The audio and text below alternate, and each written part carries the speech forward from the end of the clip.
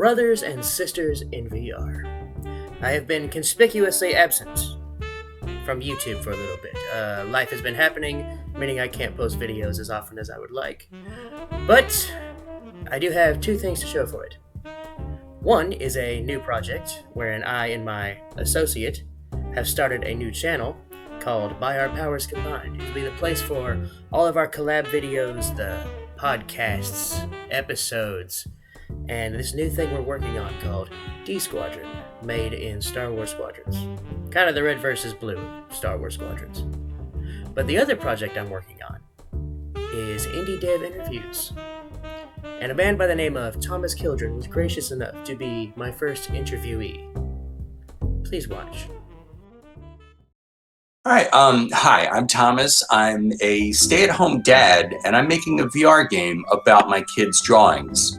He's on the autism spectrum, and he doesn't talk a lot, but expresses himself a lot through his artwork. I'm currently working on a VR platformer that will encompass more exploration, traditional platformer mechanics, and just general puzzle solving, as opposed to games with combat and other violent things.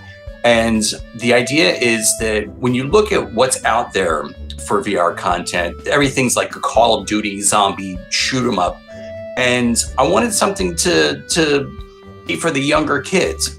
Younger kids, they see this technology and they want to use it. Except since everything out there is it's geared towards older players, there's not a lot of offerings out there. And when I started working on this project, I did a little bit of initial marketing research, and other than games like Lucky's Tale for the Quest or Moss, there's not a lot of samplings like that out there. So I'm hoping to fill a little niche. And even if this game doesn't go anywhere, and maybe in 20 years my kid will dust off the VR headset and, hey, me and the old man, we made this together. Yeah, because I remember seeing your post on Reddit. Yeah, I believe it was Reddit. Mm-hmm. Yeah, where someone, they were talking about dark things that happened to them and that, their parents burned their drawings because they were too satanic. I mean, So you're going to say? Oh, no. I remember that post, and yeah, it kills me because, I'm trained as an artist. I went to college in New York at Parsons School of Design for illustration until I found out that you don't make a lot of money as a comic book artist. So when my son started drawing, I was just like, I'm all into it. Come on. I have a stack of 18 by 24 sketchbooks that he's filled. And when I hear of a parent, burning their kid's artwork, it hurts me in a visceral way. It's like if you want to scar a kid for life, go ahead and burn their artwork. I'm hoping that your viewers won't mind. Everybody's fed, the kids are in bed, and it's time for Daddy to have a cold one. Oh, no, absolutely.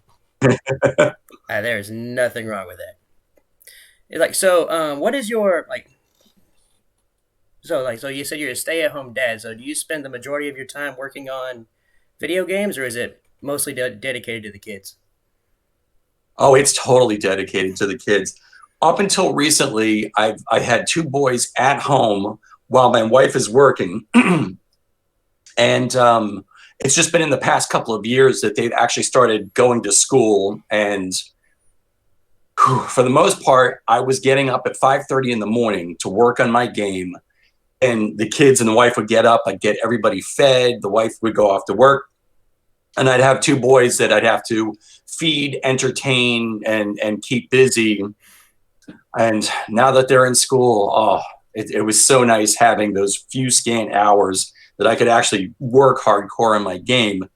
And then it hit. And I'm right back. Actually, it's even worse because the wife is working in the office right here with me. The two kids are working downstairs. So in addition to, feeding them, I'm also having to be a home teacher. I have to provide tech support for everybody. And of course, I've got to be the daddy running out to go do the shopping out in the wastelands where everybody's masked up. So, lamest apocalypse of all time. Not a so zombie in sight. How old is your son?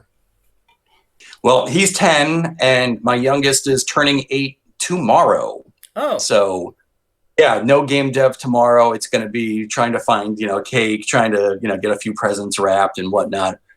So, but yeah, two of them. Every time I look at them, all of a sudden they're just, bigger and bigger. And what happens? It seemed like yesterday that I was able to hold them, in my arms, and also a reminder that I'm getting older because Dad, I'm going to be 10. I'm like, wait, no, that means I'm going to be 50. Well, I'm almost 20 years behind you, sir, but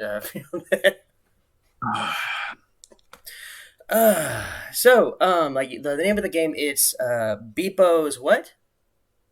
Oh, no, Booper Get Home. Oh, Booper Get Home. So you said the drawing, the main character was a drawing that my son had did. And like I said, he doesn't talk a lot. So when I asked him, who is this? What is this? He just said Booper, which was a nickname that we gave him when he was a little baby. And I'm okay, that's what this character is. It's Booper. And it's funny because when he drew that and I started playing around with it, the big fear is that when I work on this game, he's, he'll test whatever I'm working on. Mm-hmm. So I put him in the headset, he'll play whatever. And of course he's delighted that he's seeing his artwork around him in, 360 degrees. But as soon as he's done, he takes off the headset, he'll go right to his sketchbook and he'll start drawing something and bring it to me and like put this in the game. That's awesome. Well, but then it's usually, kid, that's Mario. That's a copyrighted character. We can't use that. So when he drew Booper, I was contacting his teacher. I was asking, I put it on Facebook. It's like, does anybody know what this is? Is this something that I don't recognize? Because, I'm used to Curious George and, the kids' books these days. I haven't kept up with all of them. Maybe he saw this in school. And I'm dreading that somebody says, oh, this is copyrighted by some guy and there's 100 books and there's no way you could ever use this character. But so far, nobody has said anything. And what's neat about this character is when I asked on Facebook, everybody saw something different. They saw like the ladybug hat, because the character is just a generic shade of brown. Some people saw African-American characters. Some people saw, Caucasian characters, but everybody sees something different. But they all get that sense of childlike, okay, kids drawing, I completely get it. And it resonates. When I show my game, or at least when I used to, there's several game developers conferences nearby in Ohio. And I basically have my monitor set up with a little attract mode, the headset's right there, and a poster with the drawing on it. And people just walk by and I can see them smile. Like they get it. And as soon as I do that, I can hook them. I can just sit down, play the game. I explain what it's about. And all of a sudden I have a new fan. And when I kind of describe, it's my son, it's his drawings, he's on the autism spectrum. A lot of people like, oh, my cousin, my wife's sister's kid, they know somebody.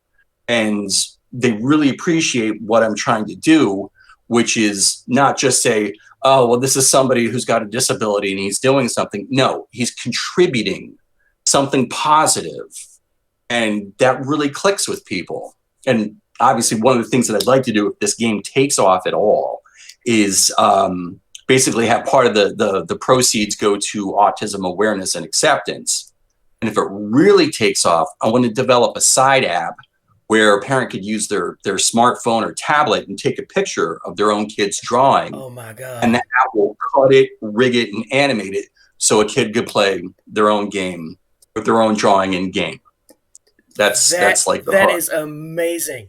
And this is why, like, I'm currently going around like a crazy person trying to find, angel round, alpha round investors, Hmm. because I'm not that great a game developer. Like, I've got this idea. I'm not a coder in any way, shape, or form. I'm using Unity as my engine, and I'm using Playmaker, which is the visual, connect the dots, make a flow chart type of visual programming to get my functionality.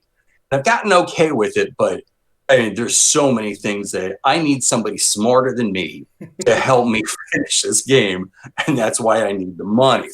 Yeah. Um, and then it boils down to, well, what do you need, funding for? And it's like, well, somebody to help with the coding end and maybe some marketing, or somebody to watch my kids while I get all this stuff done. So, Yes. The ultimate drain on time. But no, sir, you are embodying like two of my absolute favorite things, and one of which is, of course, a VR developer, which I absolutely love VR developers, especially the indie devs, but also like a very dedicated father. It's like, and you found a way to tie the two together. And so far, your idea sounds brilliant. And when, like, honestly, when I saw Booper the first time, I thought he's a mushroom. I assumed he was a mushroom. But yeah, you said there's lots of developer conferences around, like close to where you are. yeah, Cleveland, which is like the nearest big city to me, they have a game developers like association, club, what have you. And there's another group called the Central Ohio Game Developers Group, and they have a conference every year called GDEX, which Mm. is supposedly the Midwest's biggest one.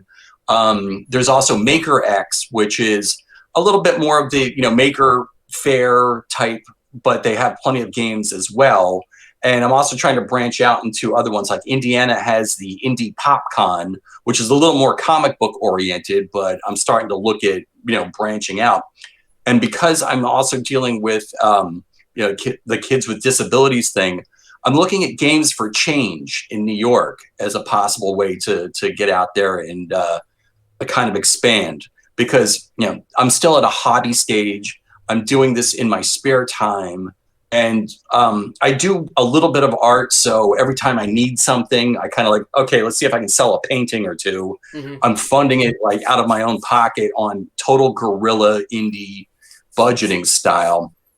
So obviously going to some place like PAX West or Burning Man or something like that is just completely out of my budget.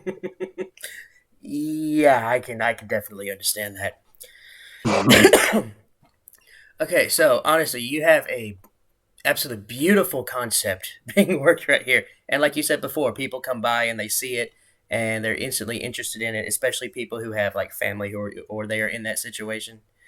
So, in the event this does take off, like what are your plans after this game? Like, do you want to just continually keep developing games like this, or do you want to branch out into other things? Ooh, I if this really takes off, I see it as being maybe a franchise, maybe nothing like super like Mario, for example, but I could see easily doing a couple of DLCs, and if the interest is there, I would easily do a sequel. There's so many things that I have in my head as far as what I'd like to do with this character, and right now there's a big toss between, you know, I got into this because I got a DK2 way back in the day, and I started tinkering Ooh, with yeah. old school. Oh, yeah. I got about 7 or 8 headsets that I've gotten over the years, and most of it is actually because of Oculus. They're so generous with their equipment. But I'm trying to circle back to where I was going, but remind me what the question was again. No, I'm saying, like, what would you like to move on to from here, What or would I like to yeah. be doing? Yes, that's right. Um, I have a lot of ideas, and one of the things that I'm battling with right now is everyone asks, "Well, why is this VR?" And I got kind of grandfathered in because Steam was just transitioning out of the green light process. You remember how you could put up and people would vote on, and they decided just here, pay $100. Being dirt poor as far as, having money for development, I was able to get onto their fast track green light because Steam was like green lighting VR stuff instantly. I was playing around with it and okay, bam, I have to make this a VR game because otherwise I'll have to shell out $100. So I went for that. But I've also been debating, do I make this both a VR and a pancake game? Or what I'd love to do is be able to make it so you could use track controllers and have one type of gameplay mechanic in VR. But if you also play it in flat screen and use a controller, it'll be a different game. It'll have different mechanics. Yes. So you could approach puzzles either from, using track controllers or by using, perhaps button mashing on a Xbox style controller. So that's one thing that I'd like to potentially explore as far as what's next. Another thing that I've been reading about is there's a whole bunch of different ways that people are using peripherals to get input. Like people are finding old Kinect. You remember the sensor bar from the old Xbox? That the Eye of Sauron. The thing is, that thing can see ghosts. I stay away from that. But I'm wondering about using those types of inputs. One of the people that goes to this GDEX conference that I go to is people who are very much involved with people with disabilities and being able to game. They're called able gamers, and they look at ways of getting people with disabilities to be able to play games. So if somebody's wheelchair bound and can't manipulate like an Xbox controller, they might be able to use their hands in a way with a Kinect, for example, or just having track controllers just, tethered to them that they would be able to play in such a manner. I'd like to see, if I could, working with that. So And honestly, then, that not to interrupt you, sir, but honestly, that niche of the disabled gamers is like there is definitely a market there for that because my videos, they don't do, of course, as well as I'd like, but the one that did take off was called VR games when your legs don't work. okay. That one has gotten more attention than anything else. So you are definitely in a niche that people want games for that. Because like if I can get that attention, like I can't imagine what someone with a budget could get. And then obviously one of the things that I would love to do is just there's a lot of raw talent in this area. And unfortunately, Cleveland's got a bit of a bad rap because it's still one of those Rust Belt towns that isn't adapting. It isn't moving forward. But there's so many people who would love to see. I know a couple of guys who want to make this like the XR belt, where people who are involved with, VR, AR, and everything else, mixed reality, to make it the new mecca and hub for this technology. It's just getting a lot of pushback. The only real successful industry that we have here is a really big medical technology community, and we're trying to tap into that a little bit too. But it's a slow, steady process. And if I could have something successful, I know plenty of people who would love to like try and form a studio. And I hate to be that guy, but I am the idea man. When I just at least have enough chops that I can get my ideas to a place where somebody can see them, know that I'm willing to contribute, and say, okay, I've got ideas about games like taking VR even further. I've thought about using it as a social change construct. Like imagine you're playing a stealth game that you're in a foreign country and you have to use both like your body posture and gesture to adapt to social mores. For example, like let's say you're in someplace in the Far East, like I don't know, China. You don't speak the language, and the game teaches you how to bow properly, teaches you the language as you're playing the game. So in addition to playing a game, hopefully with a really good plot, it's also teaching you, people of different cultures, different, attitudes about things, and try to blend gameplay with education, if you will. When I started my VR creative journey, I was thinking about, I used to live in New York City. I lived there for 20 years, and I've known my share of homeless people, and I really wanted to put people in that seat. Like, half of America is a paycheck away from being homeless if they're not careful. And what it would be like to suddenly, you have to be on the street, you have to, bum for money. What would it be like, to get that sense of empathy? Obviously, when I'm starting to learn Unity and starting to learn VR development, that's kind of a project way bigger than I could ever possibly do. But I have these ideas of using this medium because it's so immersive. You're so there. And, as the old saying goes, you never know a man until you walk a mile in his shoes. This allows you to do that. There's so many things that could actually be a really good name, called A Mile in His Shoes. I like that. I like that a lot. So these are obviously the big ideas that I have. Right now, I will be happy to launch a game. I will be happy to. One of the biggest thrills was I have a demo up on itch with a suggested $2 donation, and when somebody bought it, it's like, I'm in the money.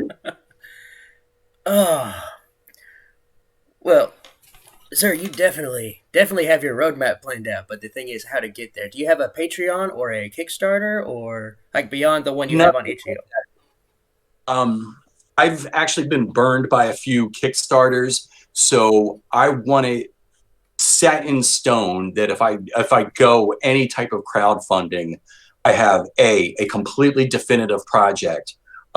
B, if I don't have the wherewithal to actually get a product to market, I want my Kickstarter to say, here's all my source files. This is exactly what I've got. You paid money into this. You will get what I, have abandoned. So either somebody else could take it, to the finish line, or you could play exactly what I have.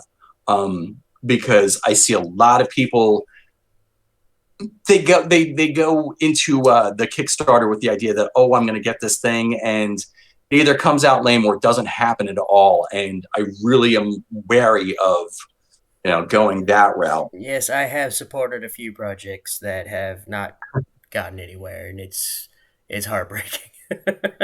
It is. The one that gets me, and I'm so stoked that I found out, there was a stealth surrealist game called Tangiers that was started by the developer. They did something not too long ago that came out on Steam, but the developer kind of ran into a really bad spot, like their laptop got stolen kind of thing. And this project just languished for years. And they just started posting updates again. And I love surrealism. I love the stealth genre as far as games go. And to see this like starting to come back again, it's just like, it gives me hope. Don't get your hopes up. It's a trap. It's like, no, the most recent disappointment that my friend and associate, who I sometimes make videos with, was Star Citizen. Ah, okay. Yeah. Yeah, that was.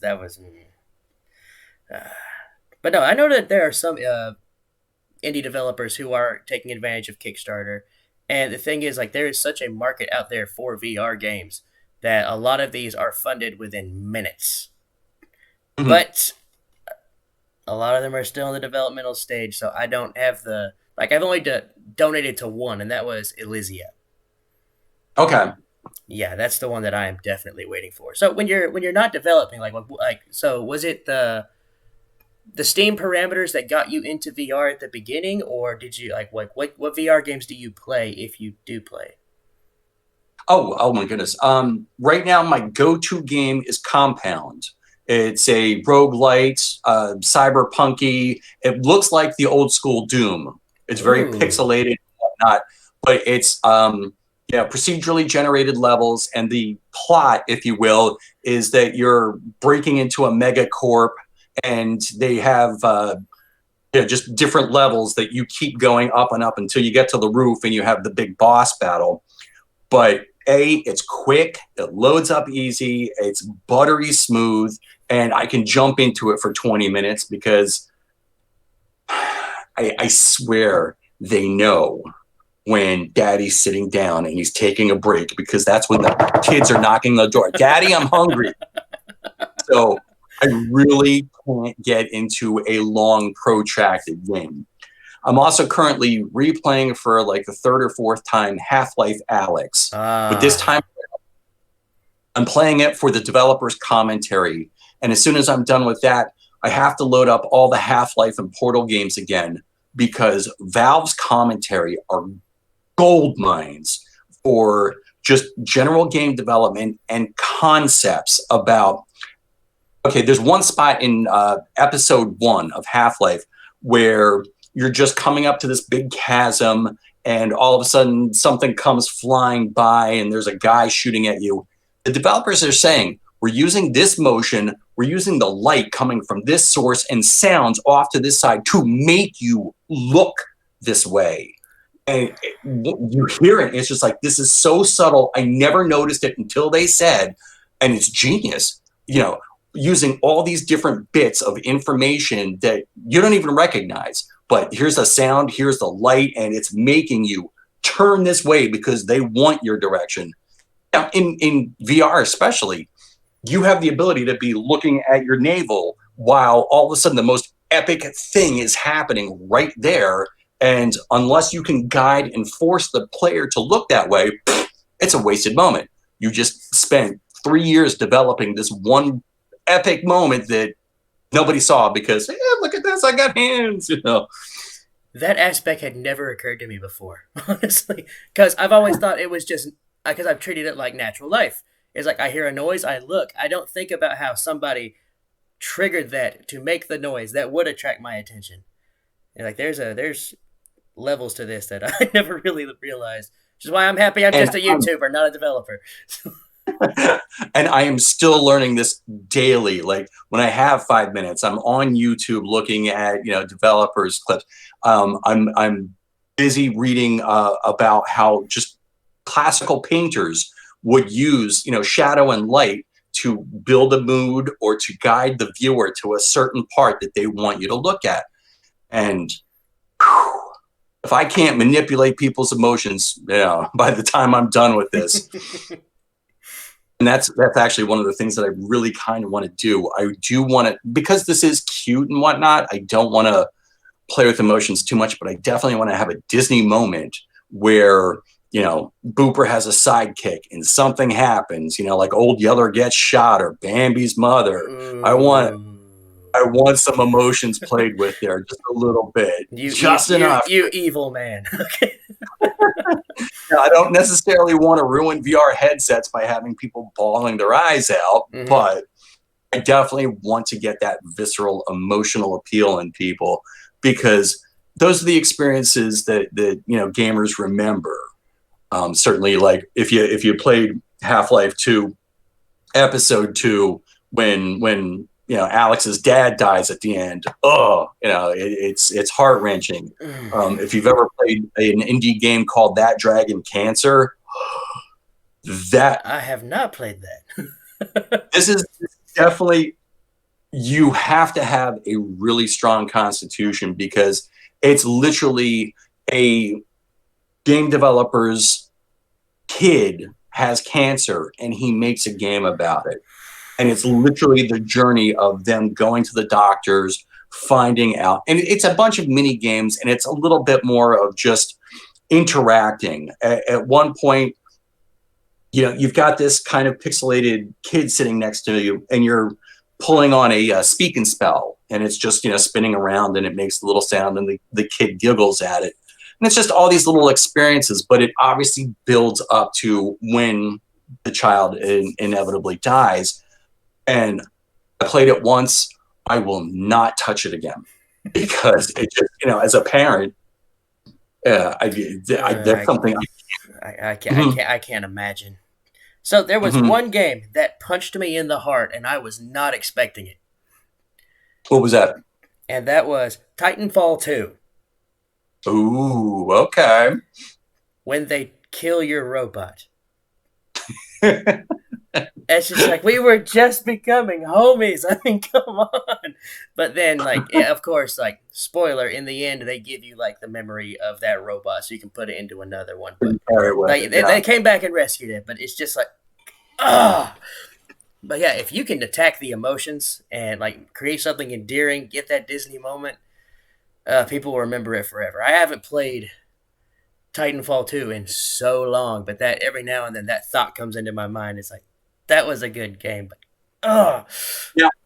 What got me about that particular moment was, and this is where the age is showing again, it reminded me of a very similar moment in a very old game called Planetfall, which was an old Infocom text adventure, where you would type the commands, go north, pick up, wrench, that kind of thing. And it was a sci-fi game, and it had a little robot companion, and he died. And it was very, very emotional. And speaking of things that I would love to do, I would love to take some of those old Infocom text adventures and put them in VR. ooh. Because they would hire real writers for that. And technically, that was the AAA games of the time, except you just had to type your response as opposed to, full 360 stereo sound immersive. Like, so one thing that I have definitely noticed in like more recent years is that story seems to have taken a back seat to graphics. I mean, I can follow the adventures of a little white dot on a black background if the story's good. Mhm. But story has taken a hit in recent years, and that makes me really, really sad. um, the classic epic first person, or I shouldn't even say first person, the classic single player campaign has fallen by the wayside. It's graphics and it's also, multiplayer. Everybody wants multiplayer. It's And like the campaign I'm is just a glorified tutorial now to get you pretty ready for much, yeah. multiplayer. Mm-hmm. And I'm not a multiplayer kind of person. One of the things, obviously, is just lack of time.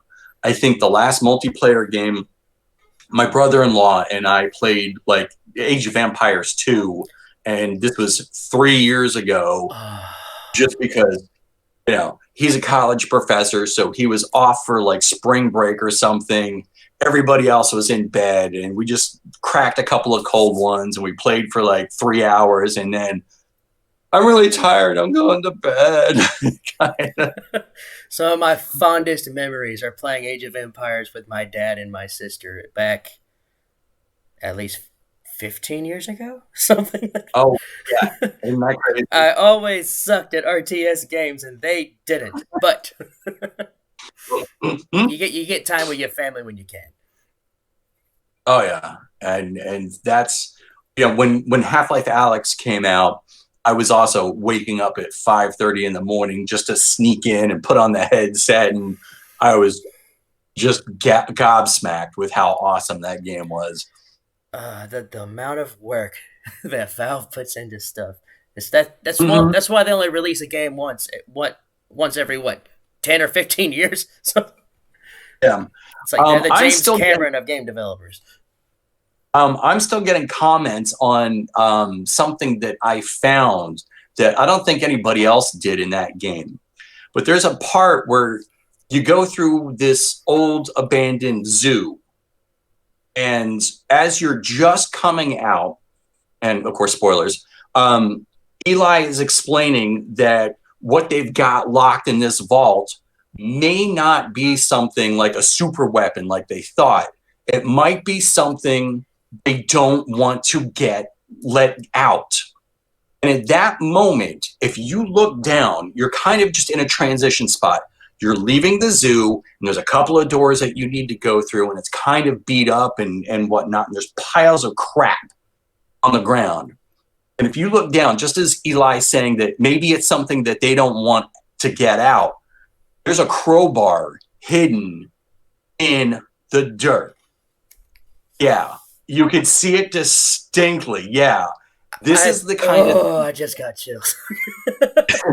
Ah. And I saw it, and I like, I'm in so many game developers, discords and things, and I'm like, dude, you never believe what I found. Like, bullshit. Show me a video. So I had to go back and I had to, capture it, and I loaded it up to YouTube, and people are still they're still finding it and commenting like, I can't believe this.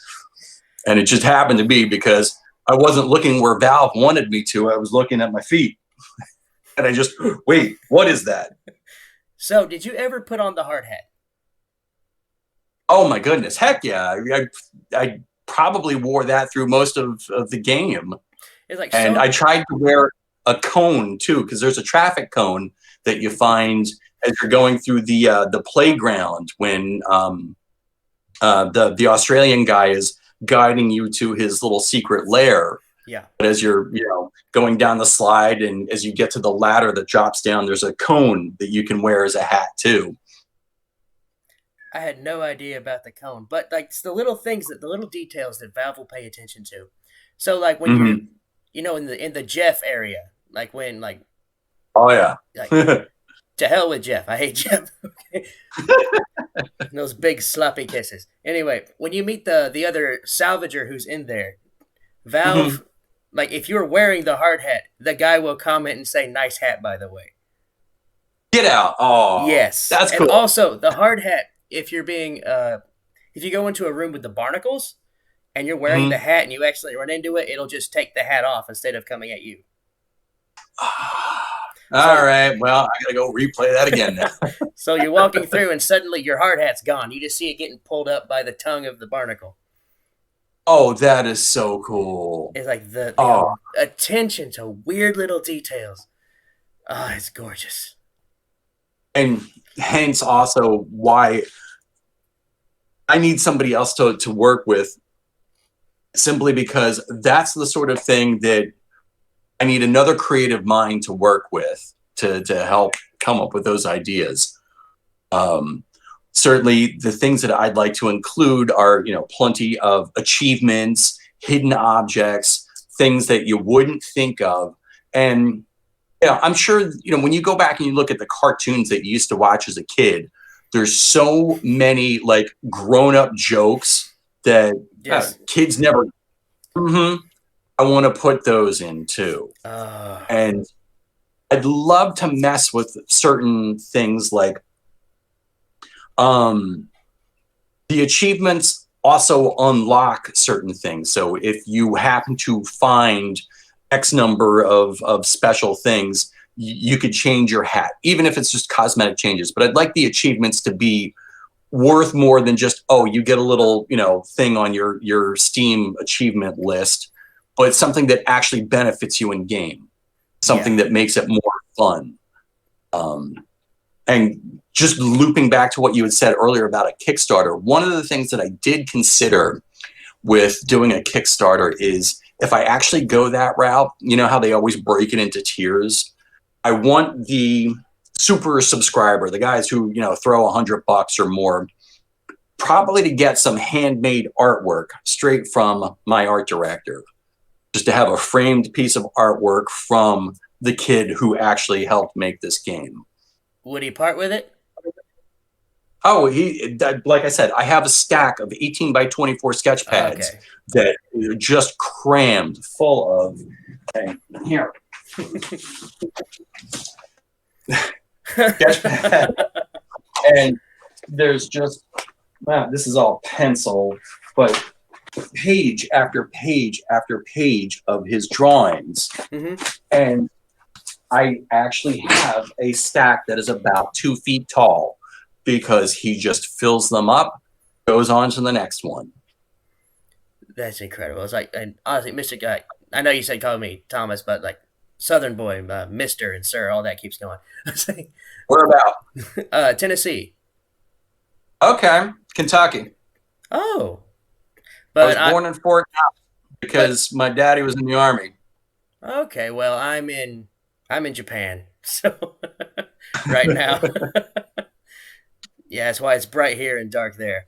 But Mhm. yeah, well, Thomas, honestly, this game sounds absolutely incredible. And I love what you're doing, including your son in the development process.